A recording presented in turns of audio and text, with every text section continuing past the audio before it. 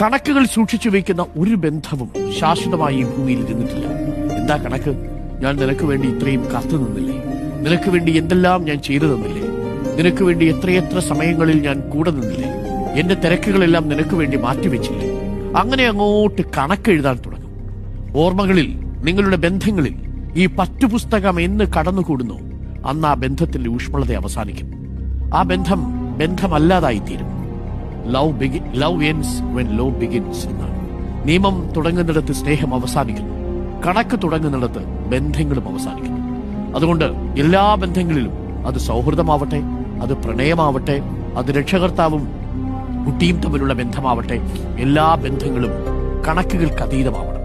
നിങ്ങൾ അവർക്ക് വേണ്ടി ചെയ്യുന്നത് അവരുടെ സന്തോഷത്തിനാണെങ്കിൽ ഒരു പുഞ്ചിരി മാത്രം പോരെ നിങ്ങൾക്ക് സമ്മാനമായി ലഭിക്കാൻ? നിങ്ങൾ കണക്ക് പറഞ്ഞിട്ട് വേണോ നിങ്ങളുടെ സ്നേഹം അവർക്ക് അളന്നെടുക്കാൻ? അത് അവർക്ക് അനുഭവപ്പെടുകയാണ് വേണ്ടത്.